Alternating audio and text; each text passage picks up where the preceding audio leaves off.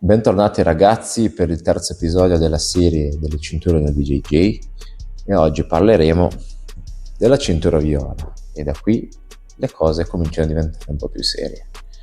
Che cos'è una cintura viola nel BJJ? Allora, appena la persona raggiunge la cintura viola deve capire che non è più un iniziante e quindi vuol dire che ha già visto diverse cose, diverse tecniche all'interno del Jiu-Jitsu, quindi avrà già visto diverse guardie come la della riva, la guardia ragno, la lasso, oppure dei passaggi di queste stesse guardie.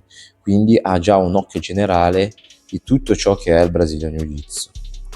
Dato che la cintura viola ha già dato un'occhiata, ha già provato, ha avuto un po' di esperienza su più o meno tutte le guardie, tutti i modi di passare, è proprio da qui che si comincia a creare il proprio gioco. Quindi dalla cintura viola in poi una persona dovrebbe capire se è più portato a fare guardia, più portato a passare, più portato a fare dei takedown piuttosto che buttarsi per terra in un certo modo, e da qui sviluppare un modo particolare, cioè che si troverà meglio da una della riva o da una mezza guardia, da una posizione in cui si sente molto forte e cercherà in tutti i modi di portare quelle persone verso quelle posizioni. A volte queste posizioni sono talmente forti che riuscirete a raspare addirittura le cinture superiori con una marrone o una nera, dipendendo dai casi. Un'altra cosa che una cintura viola dovrebbe riuscire a fare è quello di cominciare a dare delle lezioni. Cosa significa? Che se arrivano degli allievi nuovi, magari il maestro deve allontanarsi dal tatami oppure è malato quel giorno, può comunque prendere lui in modo da sostituirlo sul tatami. Una cintura viola dovrebbe riuscire a spiegare passo per passo anche ai nuovi arrivati senza avere alcun problema e sempre avendo comunque il consiglio e la supervisione del suo maestro. Dal punto di vista di tecniche aggiunte dalla cintura viola non ci sono novità.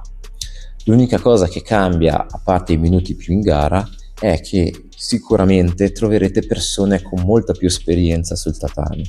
E cosa vuol dire? Che magari ci saranno quelle 2 o 3 persone nella vostra categoria di peso che sono sicuramente fortissime, che vi capiterà molto spesso di trovarle magari nelle finali o all'inizio del campionato. Cosa comporta? Che magari questa persona è più brava di voi, che ha più esperienza, oppure ha il gioco che proprio va in contrasto col vostro.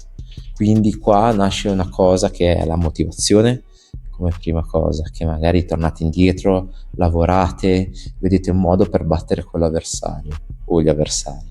E invece un'altra cosa che comunque è molto utile da portare in gara è quella di variare il gioco. Se non riuscite a battere l'avversario con la vostra propria tecnica, da cintura viola dovreste riuscire comunque con il vostro arsenale di tecniche di cambiare il gioco e crearne qualcuno di nuovo, in modo da superare quella persona che alla fine non è un vostro avversario o un vostro nemico, ma è una persona che in questo caso vi sta facendo crescere, migliorare, vedendo un gioco diverso. Una curiosità che vi porto dalla cintura viola è che online troverete tantissimi meme, tantissime persone che dicono e scherzano sul fatto che le cinture viola arrivano sempre in ritardo per evitare il riscaldamento, oppure che le cinture viola piacciono solo fare berimboli e qualsiasi giri strani per poter avere vantaggio sulla lotta. La mia esperienza da cintura viola. Allora, per me la cintura viola è stato uno dei più bei periodi che abbia mai fatto dentro il tatami. Come potete vederla, è la cintura più rovinata che ho di tutte. E che cosa ho fatto? Dalla cintura viola ho cominciato a girare tante palestre, ho cominciato a conoscere tante persone, a partecipare agli open mat, a gareggiare non solo nei soliti circuiti, ma a cambiare anche tipi di competizioni, anche competizioni un pochettino più importanti, anche gare d'invito. E cosa mi ha portato a tutto questo? Tanta esperienza sul tatami, ma ho cominciato a vedere anche dei modi diversi di lottare, delle tecniche che erano spiegate allo stesso modo, ma fatte in modi diversi. Magari qualcuno adatta più a me, ma qualcuna no. Ma so che facevano in un modo che non avevo mai visto, causando anche dei piccoli miglioramenti nel mio gioco e in quello che io spiegavo agli altri. Altre cose all'inizio le gare non andavano benissimo, magari ne vincevo una, non finivo al podio, ma ad un certo punto in poi ho cominciato anche a vincere delle gare, cosa che io non mi aspettavo. Gareggiavo sia con kimono che senza kimono, che mi piacevano un po' meno.